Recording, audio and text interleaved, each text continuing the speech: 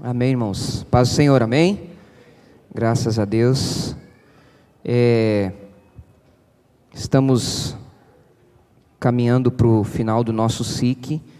E hoje nós vamos entrar no último assunto que nós vamos tratar, que é o assunto relacionado a GECEL, né? Pequenos grupos. E eu gostaria de, antes de nós entrarmos nesse assunto, eu gostaria de dizer para vocês, nós vamos ler alguns textos bíblicos, mas eu vou deixar para lermos durante os PowerPoints aqui, porque aí fica mais fácil da gente pensar. Mas eu quero compartilhar com vocês, primeiro, a minha alegria da gente falar desse assunto, né? Porque eu particularmente sou uma pessoa entusiasmada com pequenos grupos, né? Tive a experiência de, quando criança, fazer parte do grupo familiar que minha mãe liderava, né? Que foi um tempo especial, foi um tempo de Deus, e que eu tive a oportunidade, por exemplo, de cantar, né? No grupo familiar. Depois eu tive a oportunidade também de liderar grupos quando eu estava no seminário, né? E Deus me deu a oportunidade de cuidar de alguns grupos, e pelo menos 3 grupos eu tive a oportunidade de cuidar. Pessoas se converteram, pessoas se batizaram ao Senhor, pessoas que estavam mais distantes da igreja se achegaram. Então eu louvo a Deus, porque isso é uma ferramenta fantástica para as coisas do Senhor, né? E o que eu quero nessa noite compartilhar com você é a visão. Tentei simplificar o máximo possível a visão do GECEL. Nós não vamos entrar aqui nos detalhes do que é o GECEL no sentido prático, né? Porque eu creio que a grande maioria saiba, mas só para que não fique nas minhas palavras, né? GECEL é um nome que nós vamos mencionar nessa noite, quando nós estamos nos referindo a pequenos grupos de comunhão, grupos de oração, grupos de estudo da palavra, grupos de crescimento espiritual, grupos também de evangelização, tá? Então é o nome que a nossa igreja ela deu para esses grupos, e eles são grupos que, no nosso caso ainda, na nossa igreja local, é uma coisa que ainda está caminhando muito devagar. Na verdade, nós estamos até um pouco atrasados em relação a isso, mas nós pretendemos passar a visão, mostrar, até porque algumas vezes, irmãos, na ansiedade de se implantar pequenos grupos, né, às vezes se passa uma visão do pequeno grupo que não é a realidade, né? Então, imaginem vocês se eu chegasse aqui hoje e dissesse: irmãos, a partir de hoje, nossa igreja vai trabalhar com pequenos grupos. Então, você aí tem que fazer parte de um grupo, ou tem que abrir a sua casa, ou tem que, né, ser líder de um grupo, e não quero nem saber, abre a tua casa. Seria muito estranho, né? E será que isso funcionaria? Será que isso seria uma bênção? Será que isso realmente iria produzir algum resultado, feito assim, de qualquer maneira, ou feito na carne mesmo? Vamos usar a expressão certa, né? Na carne, né? É lógico que pode até ter algum resultado, mas se isso vai agradar a Deus, se isso realmente vai frutificar, se isso realmente vai produzir o fruto que nós esperamos no Senhor, aí é uma outra conversa. Então eu quero passar para você nessa noite os benefícios do GECEL, mostrar para vocês os benefícios que tem quando a igreja entende essa visão e quando ela começa a caminhar com essa visão, né? Como é mais fácil para o membro, como também para o pastor, né? Como a igreja ela se fortalece mais, né? Ela se consolida, vai se consolidando mais. Então eu gostaria que você prestasse atenção nisso. É lógico que durante o que nós vamos falando aqui, nós vamos ler alguns textos, vamos mostrar que é uma visão bíblica, não tem nada de novo. Também é bom chamar atenção, e eu quero fazer esse parênteses antes de entrar aqui, que Gesel não é uma mágica, como alguns por aí falam, né? Agora a igreja vai crescer porque entrou um grupo, pequeno grupo, a célula, o nome que dão por aí, que você já deve ter ouvido, né? Como se isso fosse uma coisa assim do outro mundo, e da noite para o dia nós vamos experimentar um crescimento, um avanço, um amadurecimento, ou isso, aquilo. Não, é bíblico, né? É eficiente, é saudável, é bom, né? Mas é um processo, né? É um trabalhar de Deus na nossa vida, é um trabalhar de Deus na igreja, é um trabalhar de Deus no nosso contexto como igreja, né? Então isso é uma coisa que tem que ficar muito clara, porque alguns pastores costumam vir e trazer, não, agora vai, a igreja vai, e muitas igrejas se dividiram em função desse tipo de visão, porque não souberam passar a visão, como não souberam respeitar também que existe já uma cultura formada, já existe um contexto construído. Imagine vocês, nós temos aqui uma igreja de 49 anos, e aí se de uma hora para outra nós chegamos e enfiamos o pé na porta dizendo, essa é a visão, né? E não trabalhamos isso para que você entenda essa visão, né? Para que você tenha paz no teu coração, para que você faça parte disso, entenda, não, realmente Deus está nos direcionando para esse caminho, né? Então isso são coisas que a gente tem que salientar antes de se falar nesse assunto, porque por causa desses exageros que acontecem por aí, muitas vezes quando vai se falar nesses assuntos, né, que para alguns são simplesmente métodos, né, de crescimento, há uma resistência, né? Então a gente precisa ser transparente em relação a isso. Eu quero que você entenda que é algo bom, é saudável, é uma bênção, mas é um processo, é um trabalhar, tem que ser trabalhado, construído, e isso leva um pouco de tempo e paciência. Amém, irmãos? Então eu quero, antes de mais nada aqui, mostrar para vocês, ali nós temos o logo do Gesel, esse é o novo logo que a Igreja Metodista Wesleyana lançou. Você já deve ter percebido que os nossos ministérios, né, vêm mudando os nomes, né? Nós temos aí o Start, nós temos aí a Move, nós temos aí o Louvor, que agora é o W Music. São nomes que foram dados na Igreja Metodista Wesleyana de modo geral, tá? Em todas as igrejas metodistas Wesleyana foram dados esse tipo de nome, os nomes, os logos, né? É um padrão. E esse é o logo do Gesel. Eu coloquei aqui embaixo, vamos respirar pequenos grupos. Por quê? Porque nós precisamos entrar no assunto, né? Observar, pensarmos e até, quem sabe, fazer alguns questionamentos para nós aí. Então vou pedir para o Mateus passar lá, Mateus. Então vamos lá, o que é um Gesel? Então o Gesel é um grupo de crescimento, edificação e unidade. A palavra Gesel, ela é um acróstico ali das iniciais, grupo de crescimento, edificação e unidade.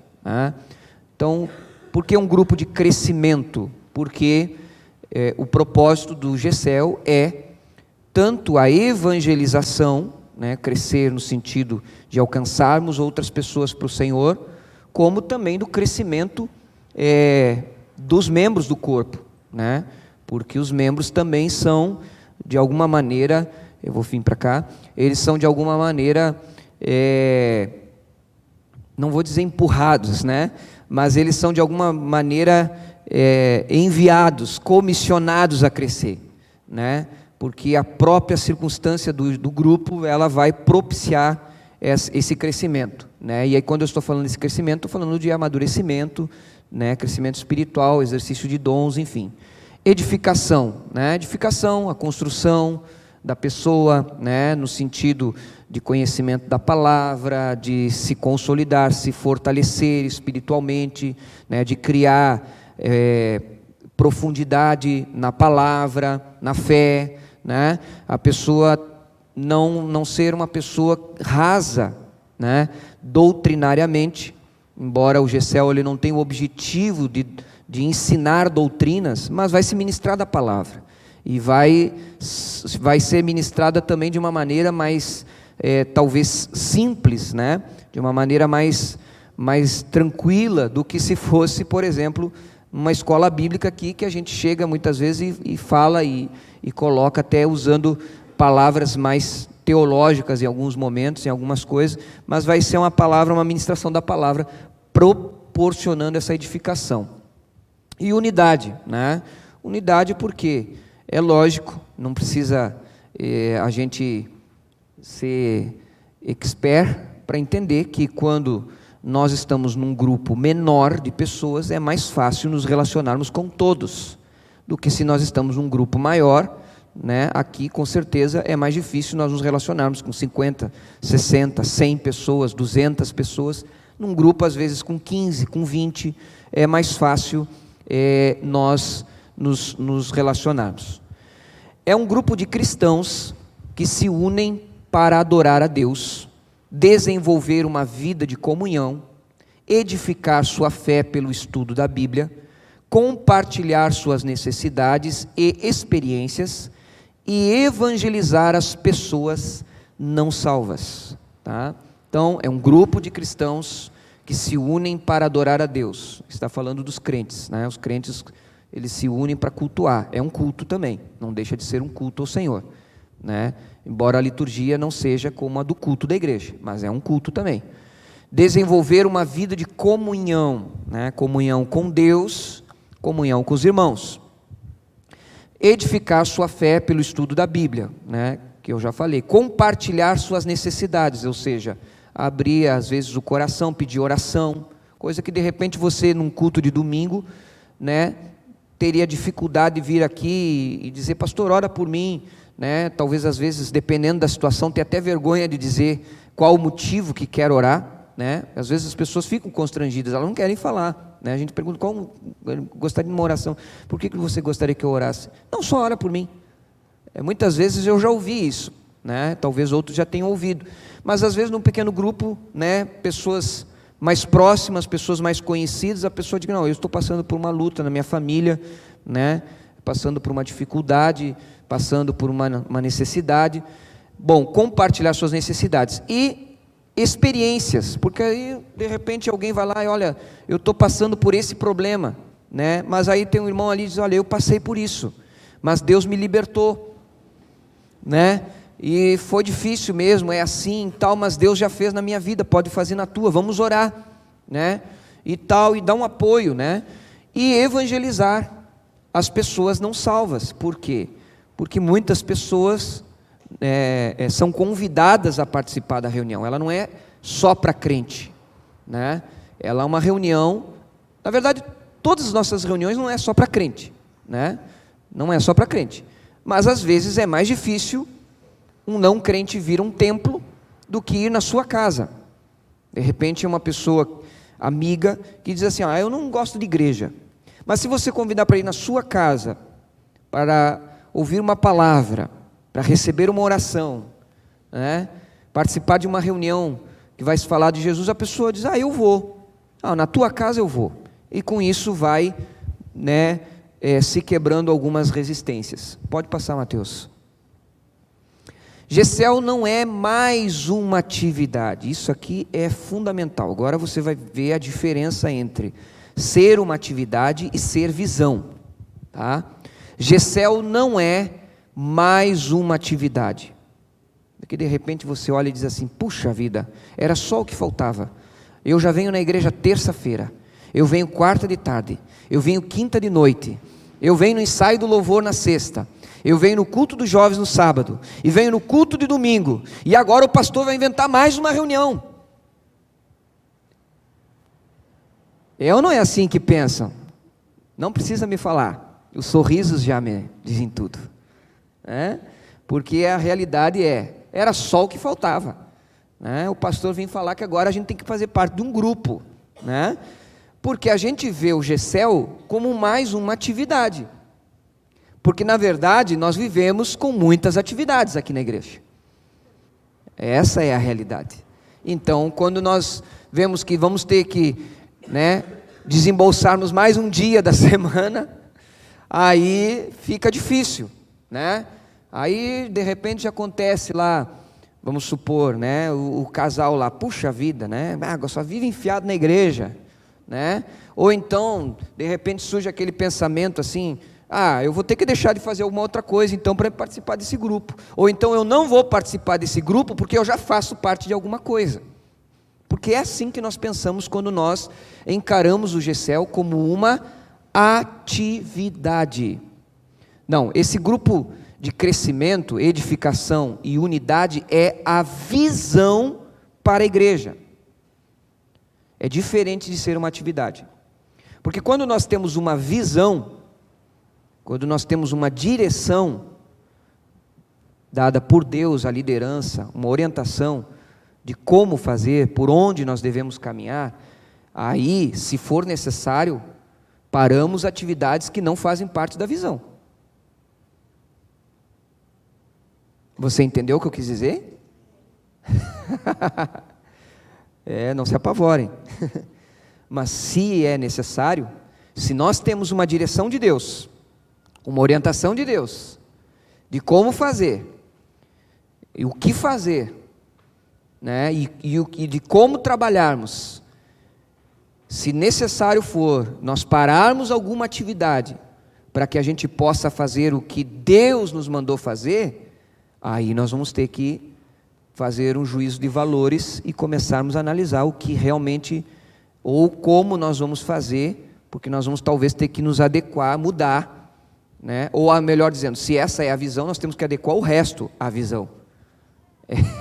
Né? Muda, as coisas mudam um pouco de conotação. Os grupos são uma das duas formas de sermos igreja. Por quê? Eu vou mostrar para vocês aqui que, biblicamente falando, existem duas maneiras da gente exercer o ser igreja, né? E aí nós vamos falar um pouquinho a respeito disso, mas uma delas é a reunião nas casas, os grupos, essa é uma das formas. É a igreja organizada em pequenos grupos. Isso também é importante se falar, porque algumas pessoas observam em outras igrejas, outras denominações. Por exemplo, existem igrejas em células. Não sei se alguém aqui já teve a experiência de conhecer alguma igreja em células. Eu já tive a experiência de conhecer igreja em células. E eu não estou aqui para dizer se esse é ou não é o caminho, porque nós temos uma visão clara da nossa liderança. Nós vamos caminhar segundo a orientação de Deus na nossa liderança. Mas, por exemplo, uma igreja em células, elas às vezes congregam mais nas células do que no templo.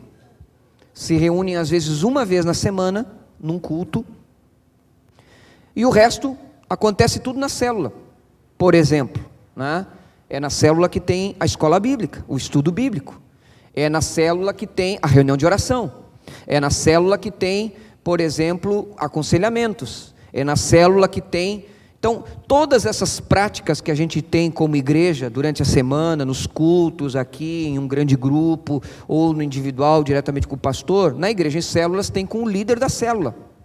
Esse líder da célula, ele presta satisfação, né? Ele tem que prestar ao seu líder, né, ao seu supervisor, e esse supervisor ao pastor, né? Então uma igreja em célula funciona assim, se reúne no domingo. O culto de domingo, irmãos, a pregação às vezes até, ela nem é tão teológica, e nem tão profunda, porque o que tinha que ser falado profundamente, foi falado aonde? Lá na célula, nas casas. Então, só que para alguns isso gera uma certa desconfiança. Bom, mas será que se nós vamos fazer tudo isso na célula, nós não vamos perder o controle? Nós não estamos dividindo a igreja, ao invés de unir a igreja? Porque surgem esses questionamentos. Bom, em alguns lugares isso dá certo, não significa que vai dar certo para nós. Isso tem que ficar bem claro, né, irmãos? Porque o que acontece? Nós não estamos aqui falando de copiar os outros. Está entendendo? Nós não estamos falando de copiar os outros, nós estamos falando de uma direção que Deus deu para nós, dentro do nosso contexto de igreja metodista wesleyana, onde já se pensa a igreja metodista wesleyana caminhando nessa visão, sem conflitar, né, com o que já está edificado, o que já está construído na história da igreja. Então isso é muito importante a gente colocar. Ela é organizada em pequenos grupos. Ela não é uma igreja só de pequenos grupos. Ela é uma igreja que se organiza. É uma igreja com o seu pastor, ou seu ministério pastoral, com a sua liderança, né, com a sua doutrina, os seus ensinos, as suas orientações. Tudo isso tem que ser levado muito a sério. Aliás, eu digo para você que com certeza nós pastores teremos muito mais trabalho se nós trabalharmos isso aqui. Por quê? Porque o cuidado com tudo que vai ser ensinado, pregado, orientado, dirigido dentro dos grupos, irmãos, é grande. Porque nós estamos confiando autoridade a pessoas. E aí a gente tem que aplicar o que Jesus fez lá em Marcos capítulo 3. A Bíblia diz que Jesus mandou, primeiro chamou os discípulos para andar com ele, para estar com ele. Depois Jesus os enviou. E depois, quando eles voltaram, o que Jesus fez? Perguntou para eles como eles tinham andado no caminho. Eles tinham que prestar relatório para Jesus do que aconteceu. Tanto que eles foram e falaram: os demônios, nós expulsamos os demônios. Aí Jesus disse para eles: vocês ficam felizes por causa dos demônios que saíram, mas vocês deveriam se alegrar por causa que o nome de vocês está escrito lá. Entendeu? Lembra daquele texto, da palavra? Eles tinham que prestar satisfação. Então isso aqui não é desculpa para a independência. Muito pelo contrário, isso aqui é uma confiança, uma responsabilidade, que a gente como pastor tem que ter muito cuidado, mas muito cuidado mesmo.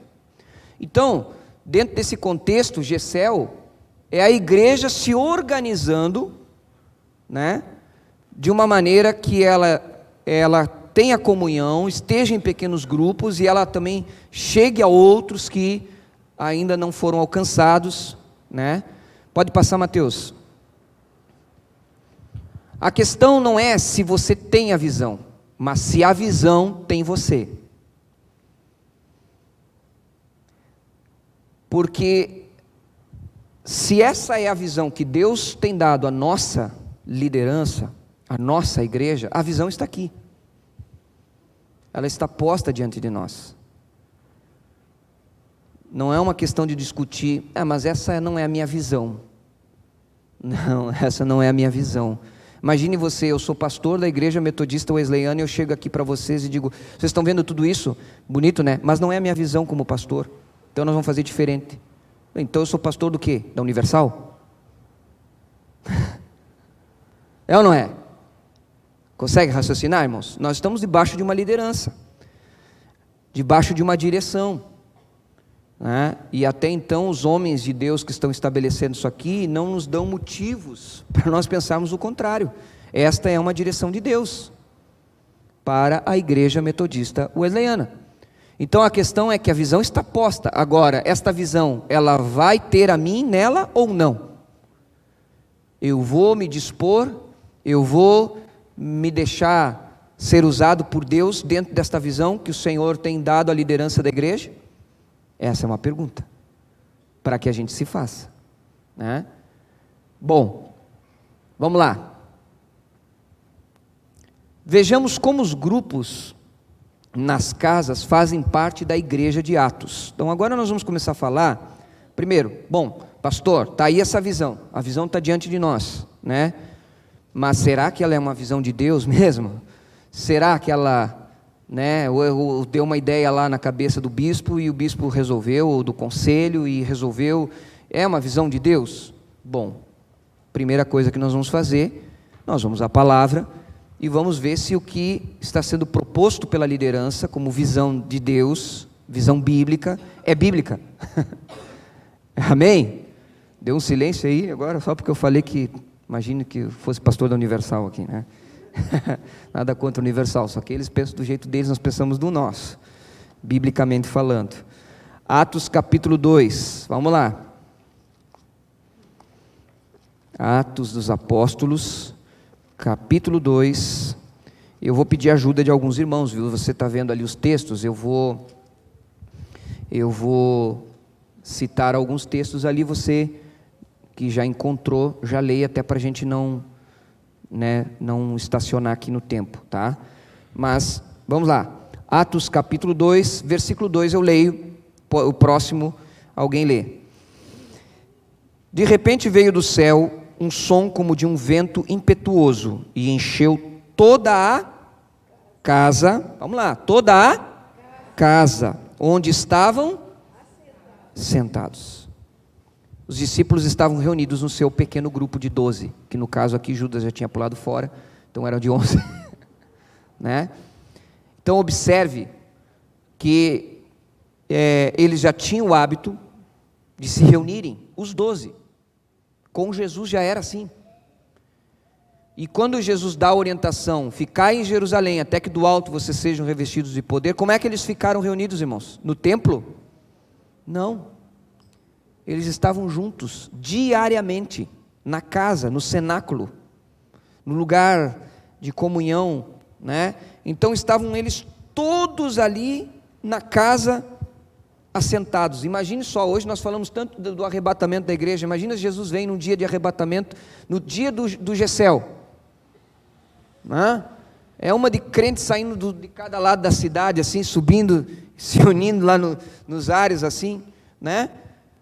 O dia do cumprimento de uma promessa, como foi o dia de Pentecostes, eles também não sabiam, quando vê, de repente, é isso que diz o texto, ó. Estavam lá, cumpriu-se o dia de Pentecostes, estavam todos reunidos no mesmo lugar, e de repente, aconteceu. Então veja que esse hábito de se reunir em casas, né, de comunhão, de oração, de estarem ali, aguardando a promessa, estarem juntos, andarem juntos, é bíblico. Mas vamos dizer que você ainda está desconfiado do pastor Felipe. Capítulo 2, verso 46 de Atos, agora alguém pode ler para mim.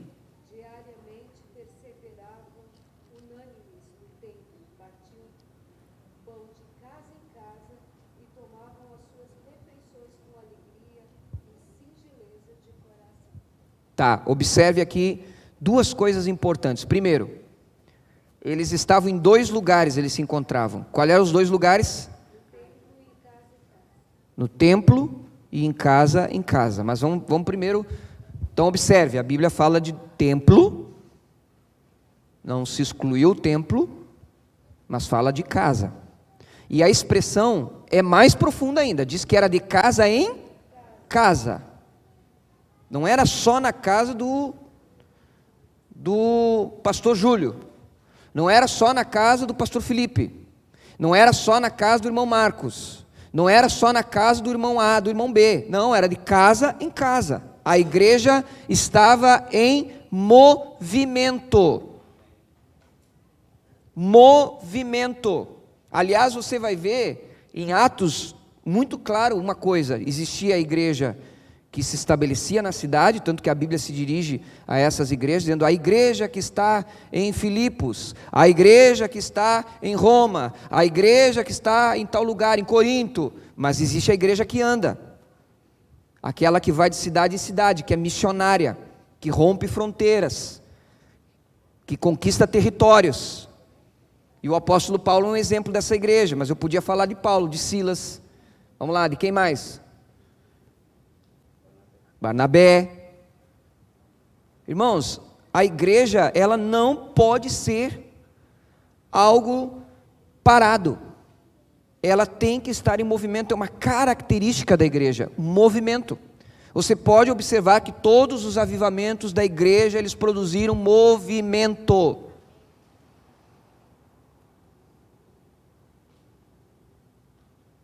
Essa é uma realidade, a gente precisa encarar isso. Então você vê aí que já apareceu. Pastor Felipe, ainda não estou convencido. Atos capítulo 5, verso 42. Alguém lê para nós. Todos os dias no templo, de casa em casa, não cessavam de ensinar e pregar Jesus, o Cristo. Olha só, pregar Jesus. Aonde? De casa em casa. Pregar Jesus de casa em casa. Né? Então a pregação não era só para o templo, a pregação também era nas casas. Antigamente se chamava isso de ponto de pregação. Quando eu era criança, era ponto de pregação. E aí hoje tem o culto lá no ponto de pregação, na casa da irmã não sei o quê, né? Na casa do irmão não sei o que lá. Hoje nós, se dissermos, olha, é um ponto de pregação, talvez as pessoas se assustem, porque tem cada pregação hoje por aí. Mas se você disser, olha, tem uma reunião na minha casa, e é lógico que vai ser um ponto de pregação da palavra, mas você está preparando o ambiente. Vamos lá, Atos 8:3.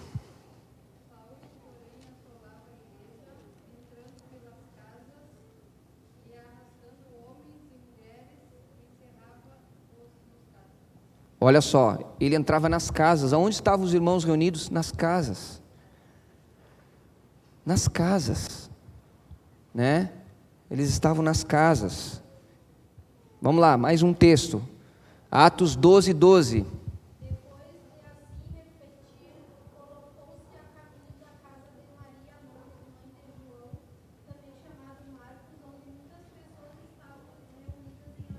Olha só, estavam reunidas em oração, né?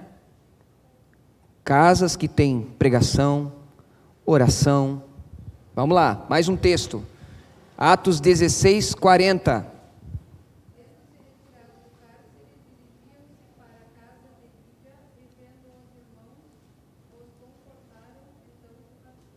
Olha só. Casas. Agora observe que nesses textos que nós lemos, você ouviu a palavra templo. Mas quantas vezes você ouviu a palavra casa?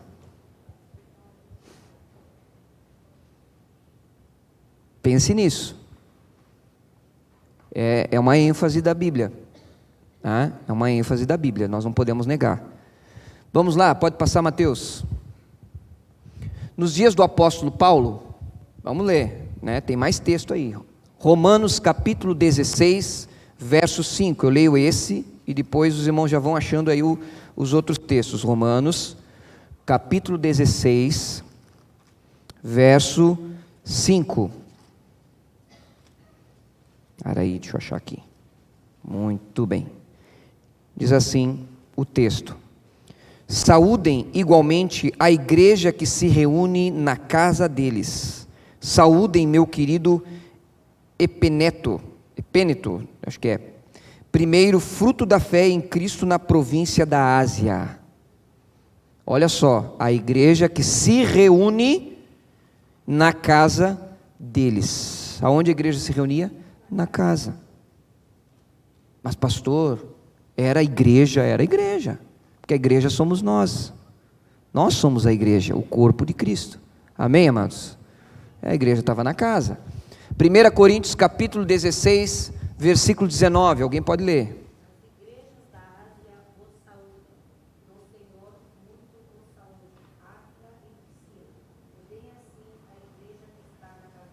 Olha só, a igreja que está na casa de quem? De Áquila e Priscila. Filipenses capítulo 4, verso 22. Vamos lá, Filipenses capítulo, pode ler, desculpa, irmã.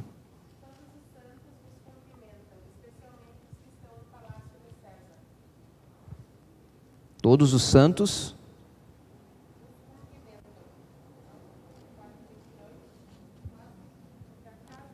na casa de César, deve ser. Palácio ali, pode ser casa. Amém? Colossenses 4,15.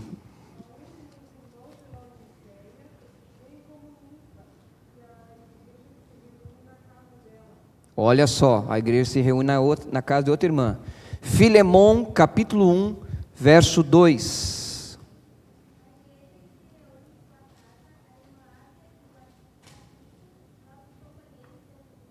Amém. Olha só, quantas menções da igreja reunidas em casas? Você já parou para pensar nisso? E isso é algo que deveria nos chamar a atenção, deve nos chamar a atenção. A gente pensar um pouco, porque como a igreja ela está em movimento, né, ela tem que chegar aos lares, né? E lá nesses lares ela tem que propagar o evangelho. Claro que isso traz mais responsabilidade, né? Porque imagine se a igreja vai abrir a porta de uma casa de mau testemunho.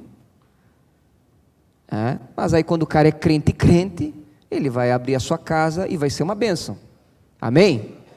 E a gente tem muitos testemunhos na história desta igreja de casas que tiveram grupos que foram extremamente usados por Deus, pessoas foram alcançadas. Talvez você que está aqui seja fruto de um grupo desses. Então isso é uma coisa que a gente precisa repensar. Vamos lá, Mateus, pode passar para mim? As duas asas da igreja. Olha só, uma igreja em pequenos grupos precisa ser uma igreja em duas asas. É interessante essa colocação, comparando a igreja a uma águia, né?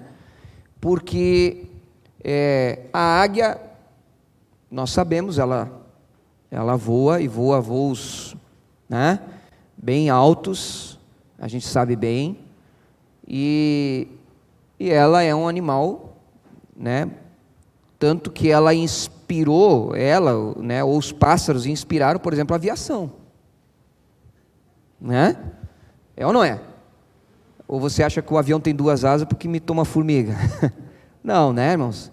Então a realidade é que nós precisamos ter esse pensamento, tá? As duas asas trazem um equilíbrio no voo.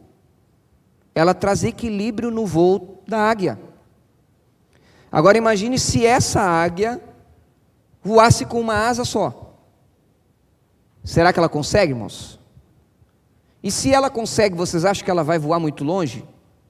Vocês acham que ela vai ficar voando bem equilibrada, não vai se perder no caminho, dar umas batidas de vez em quando, ter uns acidentes no meio do trajeto? É para nós pensarmos isso, porque a igreja ela também precisa ter um equilíbrio. E aí nesse caso, por isso se usa a águia como um exemplo. Pode passar para mim, Mateus? Então, já que eu falei que a aviação ela se inspira, por exemplo, nos pássaros, né? A igreja poderia ser comparada também a um avião que voa com duas asas. Ela está fazendo o seu voo tanto no templo, no território do templo, e voando bem, como ela também pode estar voando fora do templo. Ela também pode estar voando na sua casa e dando voos altos lá, ganhando tanto quanto no templo, crescendo tanto quanto no templo, amadurecendo tanto quanto no templo. Então, se as duas coisas estão bem, o voo é mais garantido, é mais correto, ele vai acontecer e vai ser mais profícuo. Então a igreja, ela se reunia em duas circunstâncias, que nós acabamos de ler aí nos textos que você leu, mas eu gostaria que você abrisse Atos capítulo 5, verso 42, para você ver, nesse texto, em que duas situações a igreja voava bem. Vou usar a expressão voava bem. 5:42. Esse texto aqui é o texto básico para a gente entender como a igreja, ou por onde a igreja tem que voar. Ele diz assim, 5:42. E todos os dias no templo e de casa em casa não cessavam de ensinar e de pregar que Jesus é o Cristo. Todos os dias. Está vendo como não era uma atividade nas casas, era um estilo de vida. Era um estilo de vida. Era um estilo de vida que acontecia no templo, mas também era o estilo de vida que acontecia nas casas, ou na casa. Bem diferente dos nossos dias. Eu não sei se vocês já ouviram, mas eu já ouvi aqueles testemunhos de gente que diz assim: ah, na igreja é uma bênção, mas aqui em casa é um horror. Já ouviu? É diferente, não é? E aí é por causa de que era igreja tanto no templo como era igreja tanto nas casas, que dava bom testemunho, e o Senhor dava crescimento, a igreja crescia, as pessoas se convertiam, e aqueles que não se convertiam, ainda assim simpatizavam mesmo com o Evangelho, porque dizia assim, não, esse pessoal, ó, eu não sou da igreja dele, mas que eles são um pessoal, ó,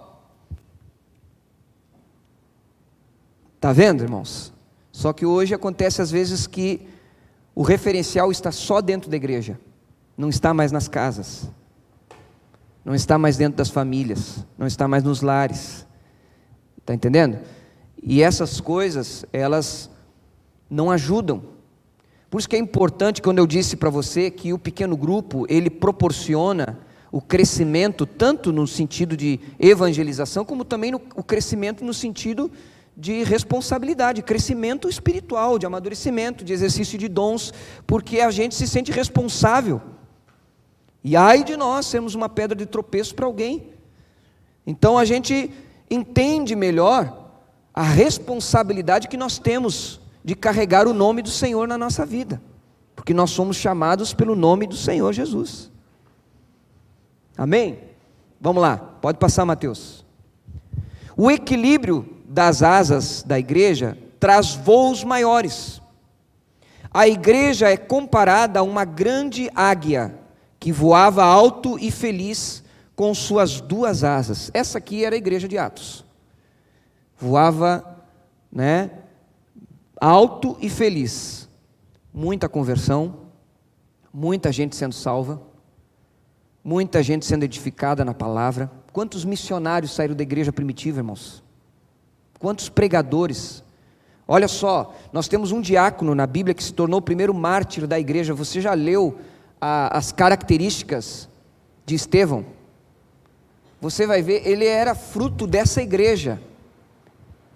Olha o nível, a qualidade de irmãos, de membros, de pregadores. Olha a qualidade dessa igreja. Ela voava alto e feliz, ela produzia, ela crescia, ela se expandia. Irmãos, entenda uma coisa, tudo que é saudável cresce. Tudo que é saudável cresce. E não cresce só em tamanho, mas cresce em número. E não cresce só em número, mas cresce em qualidade. Se a gente quer ser um cristão saudável, a gente precisa dizer, Deus, eu quero crescer, mas não crescer de um lado e não do outro. Eu preciso crescer.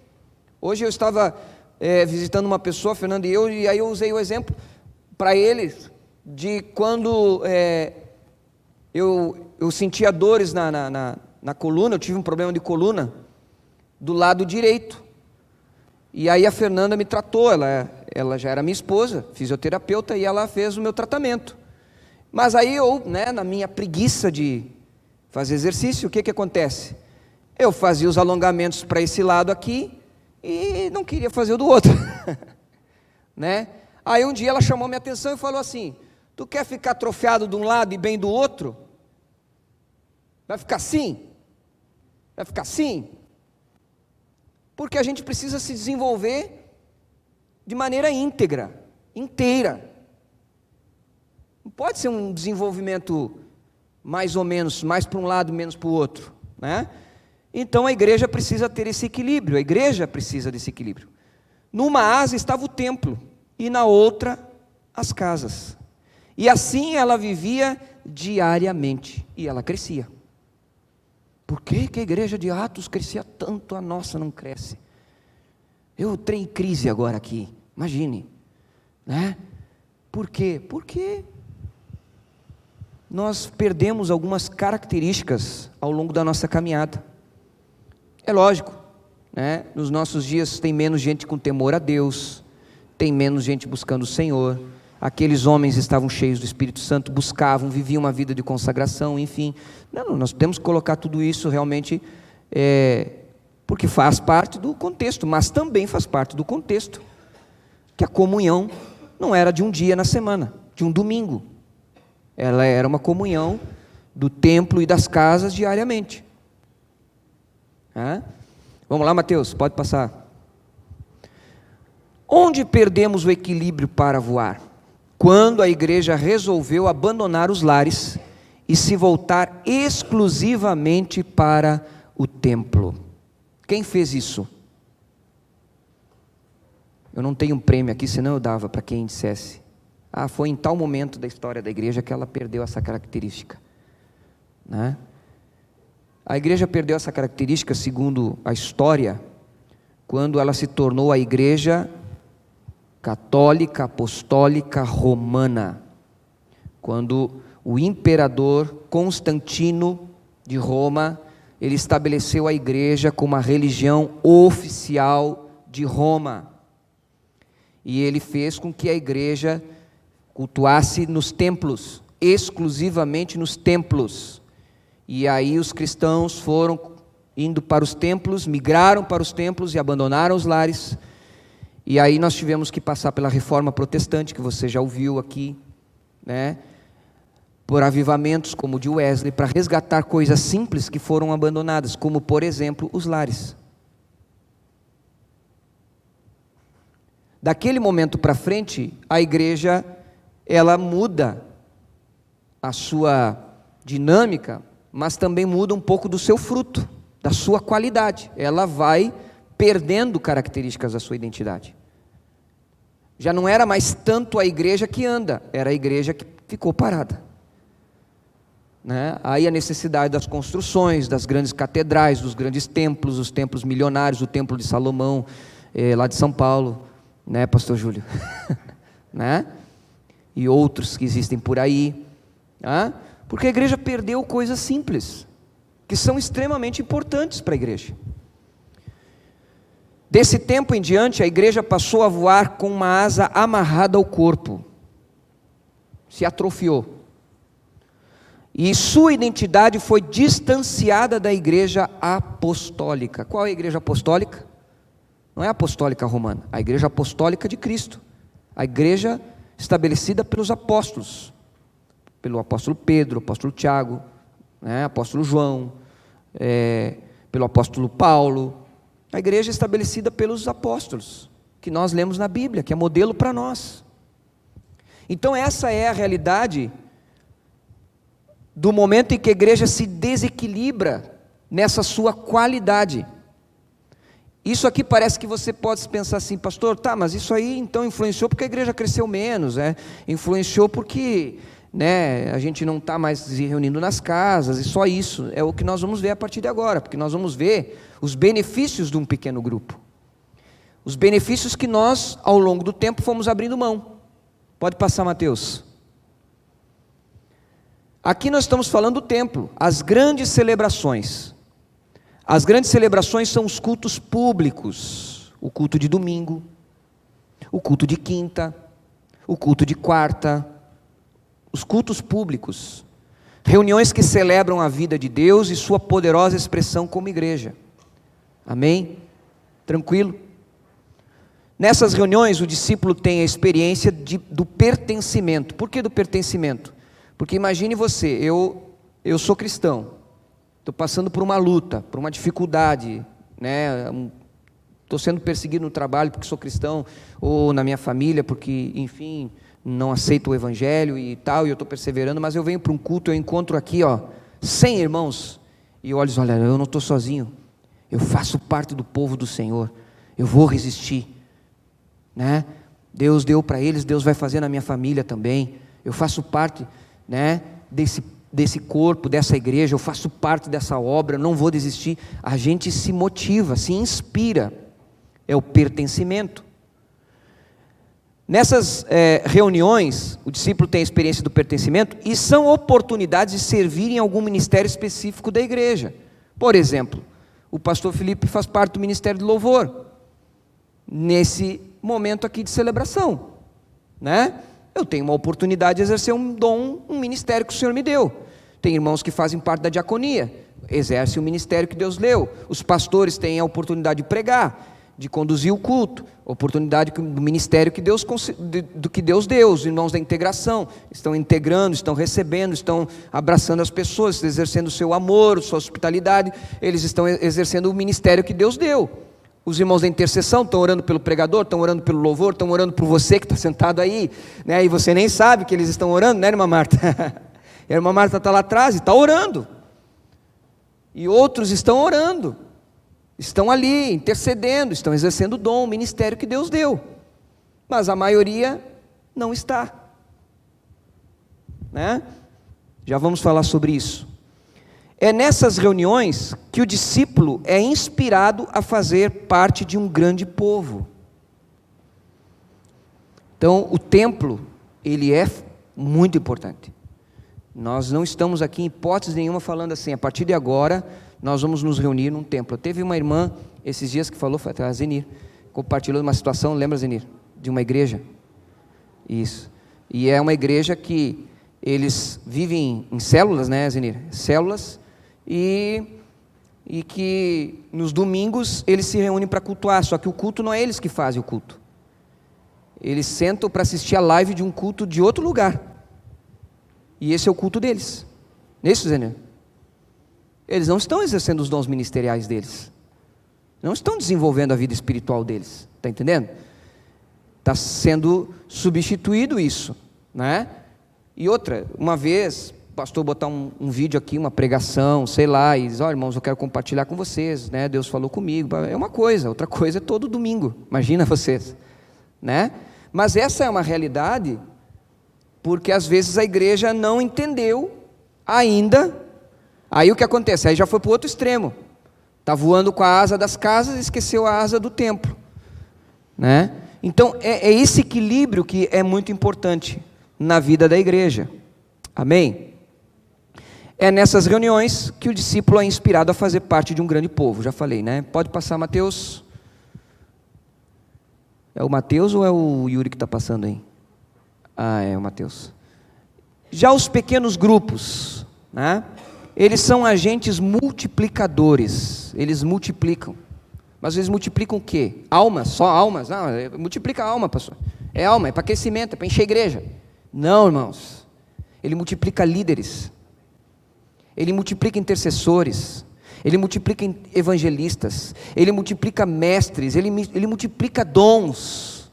Porque as pessoas começam a exercer os seus dons no corpo. Eles são ambientes de cuidado e discipulado. Irmãos, cuidar das pessoas não é só tarefa do pastor. Existe o pastoreio do ministério pastoral, do chamado pastor, do dom ministerial de pastor, mas também existe o pastoreio da igreja, quando a igreja apacenta os seus. Como assim, pastor? A igreja apacenta os seus? Sim, irmãos. Quando você motiva um irmão que está desanimado, você está apacentando ele. Quando você diz, olha, irmão, eu estou vendo que você está passando por um problema, quer conversar? Posso te ajudar? E você não vai sair por aí contando para todo mundo o problema dele, né? Porque aí nós não temos um pastor, nós temos um fofoqueiro. Mas quando nós temos uma pessoa apacentando, ajudando a alimentar, ajudando aquela pessoa a permanecer firme, cuidando dela, é o pastoreio da igreja. É os membros, é a ovelha dando uma encostadinha na outra ovelha, somando. São ambientes de cuidados e discipulado, porque nós estamos fazendo discípulos não para nós, para Jesus. Isso é muito importante, porque o que acontece? Tem pessoas também que pensam assim, eu vou fazer um discípulo, eu quero fazer um discípulo, eu quero fazer um pequeno Felipe, né? É ou não é, pastor Júlio, que tem uns assim? Tem. E isso é uma questão, irmãos, isso é tão sério que tem pastor que é assim. Aí o pastor sai da igreja, a igreja se destrói. Porque era a igreja do fulano de tal, não era a igreja de Cristo. Aí que nós estamos vendo os problemas, as pessoas construindo o reino para si. Não, mas você está fazendo um discípulo para Jesus. Lembra que eu falei no início, que nós pastores vamos ter mais trabalho, porque nós vamos ter que estar atentos a isso. Quem pensa que o pastor está transferindo responsabilidade, está se enganando, irmão. Está arrumando trabalho, muito trabalho. Não é pouco. Eu sei o que eu estou falando. Vamos lá. São ambientes de uma unidade mais forte, porque lá a gente está mais próximo dos outros. a gente se une, a gente está junto, a gente caminha junto, a gente, né, César, torce pelo Inter junto, né, seca o Inter junto também, né? O pastor Júlio não gostou muito, César, fez cara feia para mim aqui, ó. Tô brincando.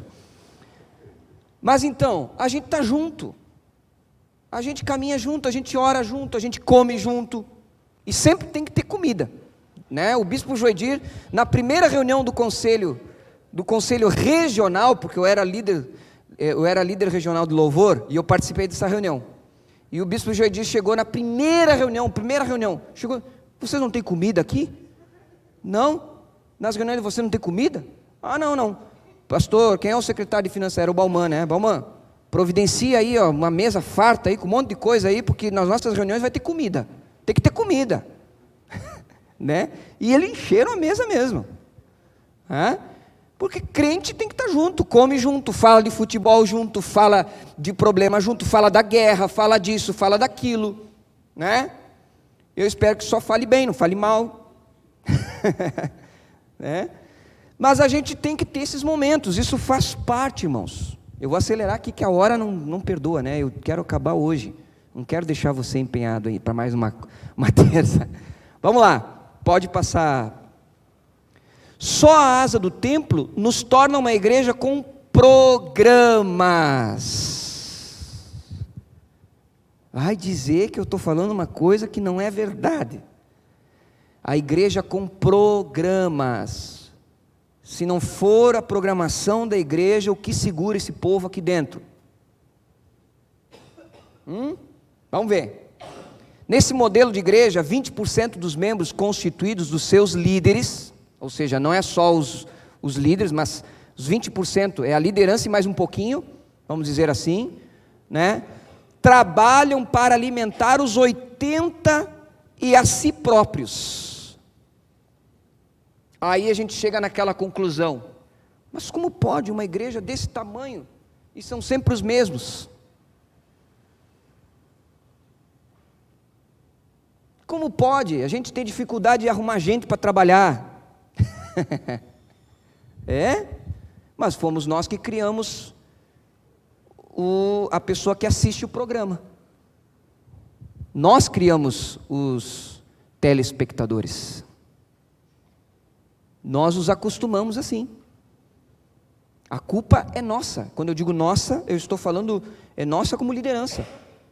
Pela nossa falta de visão. Pelo tempo que nós adormecemos na nossa visão. Aí o que acontece? Nesse quadro de igreja, os pastores, líderes e obreiros oram, jejuam e se dedicam ao estudo da palavra para alimentar os demais irmãos. É uma minoria pagando um preço espiritual, material, dando o seu tempo, dedicando sua vida, para que a igreja alcance os demais, para que os demais permaneçam. Esse modelo gera insatisfação em muitos que não conseguem espaço para servir. Um dos motivos de nós termos abandonos na igreja é porque as pessoas que muitas vezes elas ou se sentem chamadas por Deus, ou até elas não se sentem chamadas por Deus, mas gostariam de ter uma oportunidade, elas não têm essa oportunidade, e o que acontece? Elas abandonam a igreja e vão procurar uma outra denominação. E às vezes, como foi o caso, me perdoe a sinceridade, o pastor Claudinho Duarte, numa pregação para a liderança, ele falou o seguinte: não vai dar tempo, pastor Júlio, não vou conseguir acabar, né? O pastor Claudinho Duarte disse o seguinte: olha só, que Jonas, quando ele fugiu, né, e ele pegou o navio, ele pegou um navio e talvez lá na hora da tempestade, daquela situação toda lá que Deus estava, né, promovendo, vamos dizer assim, aquela tempestade para provar Jonas. Aí de repente o pessoal foi lá, tirou a sorte e descobriu que era Jonas. Aí o comandante da embarcação deve ter virado para Jonas, isso as palavras do pastor Cláudio Duarte. O comandante da embarcação virou para Jonas e disse assim: cara, com tanto barco que tinha naquela praia, tu foi escolher justo meu, para eu vir parar aqui no meio dessa tempestade. Por que você não escolheu outro barco? As palavras do pastor Cláudio Duarte, ele diz assim: porque a sua passagem era mais barata.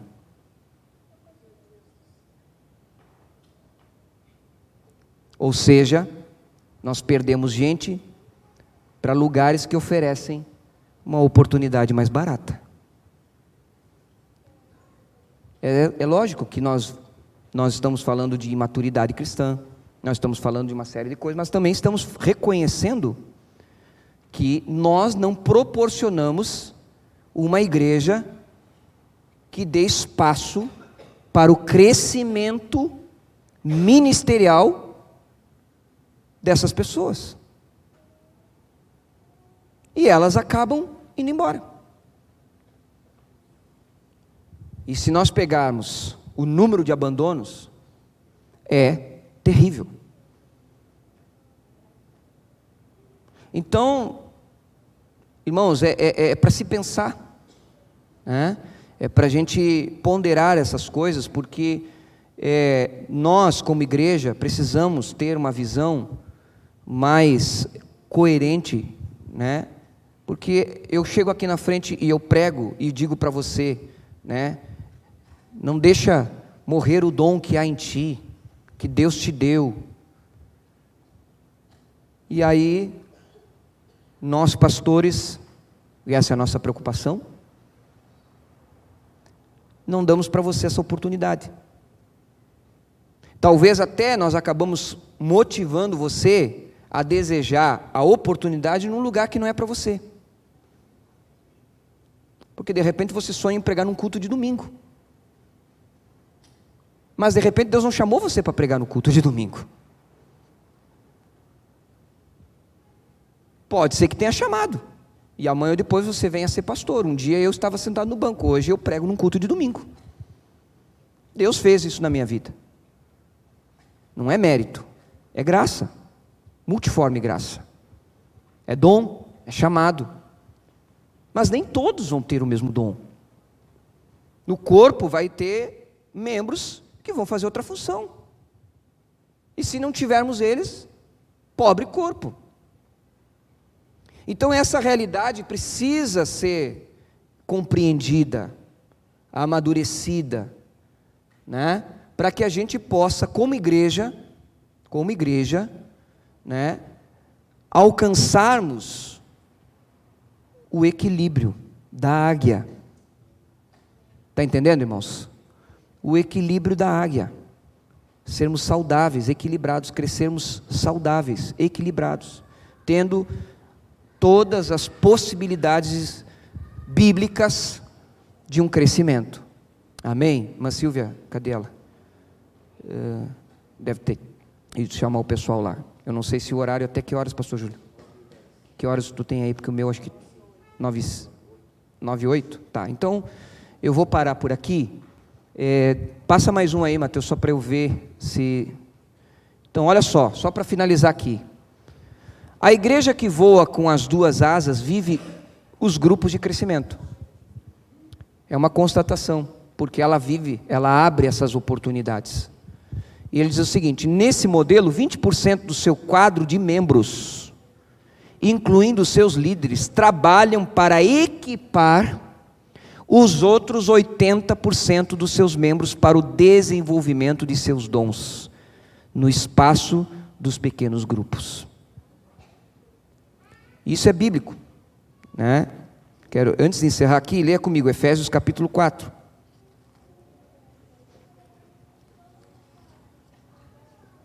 Nós estamos falando da igreja do Senhor Jesus, a mesma igreja de Atos, porque Atos, a igreja não acabou em Atos, ela continua.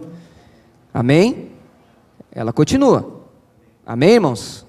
Nós somos parte dessa igreja. Capítulo 4, agora veja só a finalidade dos dons ministeriais da igreja. Versículo 11, para encerrar. E Ele mesmo se referindo a Jesus, concedeu uns para apóstolos, outros para profetas, outros para evangelistas, outros para pastores e mestres. Chama atenção, não estamos falando de dons espirituais, estamos falando de dons ministeriais, tá? Então, o apóstolo é aquele que é enviado, aquele que vai para abrir, para romper, tá? Estabelecer igreja. Não o apóstolo do nome e que carrega o anel no dedo que está na moda, tá? Esse não é o apóstolo da Bíblia. O da Bíblia é aquele que vai quando ninguém está vendo, tá? Esse é o da Bíblia. Que mais? Ele está dizendo assim: uns para apóstolos, outros para profetas. O profeta aqui é o pregador da palavra, não é o profeta que fala em profecia, é o pregador da palavra, que faz exposição da palavra, pregação, tá? Outros para evangelistas, aqui é o dom do evangelista. Outros para pastores, aqueles que apacentam, tá? E outros para mestres, aqueles que ensinam aquilo que os outros não vão enxergar para te ensinar. Simples assim. Agora vamos ver a finalidade deles.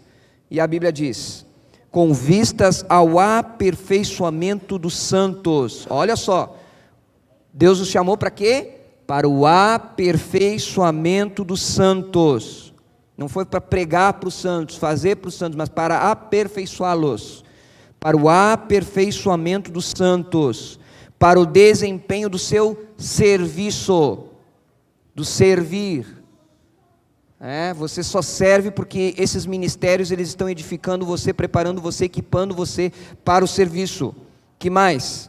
Olha só, para a edificação do corpo de Cristo, até que todos cheguemos à unidade da fé e do pleno conhecimento do Filho de Deus, ao estado de pessoa madura, à medida da estatura da plenitude de Cristo, para que não sejamos mais como crianças, arrastados pelas ondas e levados de um lado para o outro, por qualquer vento de doutrina, pela artimanha das pessoas, pela astúcia com que induzem ao erro, mas seguindo a verdade em amor, cresçamos em tudo naquele que é a cabeça, Cristo, de quem todo o corpo, bem ajustado e consolidado pelo auxílio de todas as juntas, segundo a justa cooperação de cada parte, efetua o seu próprio crescimento para a edificação de si mesmo em amor.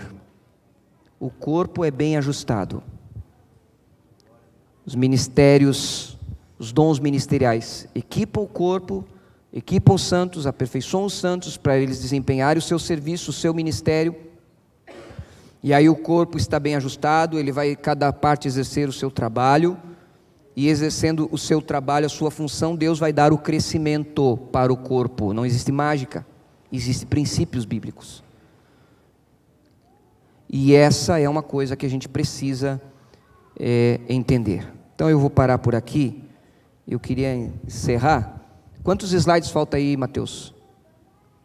Faltam 10? Pastor Júlio, semana que vem? Semana que vem, então, a gente conclui, né? E eu gostaria que você estivesse aqui, para eu não voltar, né? Quem não esteve, está lá no YouTube, vai estar no YouTube, né, Mateus? O SIC. E lá você vai ver as aulas que já foram dadas, desde lá da nossa história da igreja, enfim, a doutrina, vida cristã, voluntariado, enfim, todas os outros temas que já foram abordados, estão lá, você pode ver, esse de hoje também, e semana que vem a gente vai concluir e vai finalizar falando dos benefícios de uma igreja ou melhor dizendo, uma igreja que exerce também o seu ministério em pequenos grupos, organizada em pequenos grupos. Amém, amados? Eu espero que você não tenha se apavorado, mas eu quero deixar você pensando mesmo, ir para casa, quebrando a cabeça, porque nossa igreja já teve 30 grupos familiares no passado. E muitas pessoas se converteram. E eu creio que Deus vai não nos dar os 30, porque o número, nós não estamos preocupados com o número, mas eu creio que Deus vai nos dar de volta as portas que nós precisamos para pregar o Evangelho. Amém, amados? Coloque-se em pé, em nome de Jesus. Nós vamos orar aqui. Pai, obrigado por essa noite, nós te louvamos por esse momento, pelas reflexões que nós estamos fazendo, pelas aulas que estão acontecendo também lá embaixo, Senhor. Obrigado, Deus, por cada um dos teus filhos que veio à tua casa nesta noite e abriu o seu coração para ouvir e pensar e refletir, Deus amado, na tua palavra e nos planos e propósitos para a tua igreja. Eu oro nesta noite pedindo que o Senhor nos leve debaixo das tuas mãos, que o Senhor nos guarde, nos livre de todo mal, nos dá, Senhor, um restante de semana abençoado, feriado abençoado. Cuida dos teus filhos, que as famílias estejam unidas nesse tempo, que seja um tempo especial, um tempo abençoado, e que, Deus amado, possamos, se o Senhor não retornar para nos buscar antes, possamos estar novamente aqui reunidos nos próximos dias, Pai, para a glória do teu nome. Abençoa, Senhor, aqueles que trazem a sua oferta diante de ti, que a tua boa mão esteja prosperando os teus filhos e, ó Deus amado, abençoando, Senhor, também as suas vidas. É o que nós te pedimos e desde já te agradecemos, em nome de Jesus. Amém e amém. Deus te abençoe.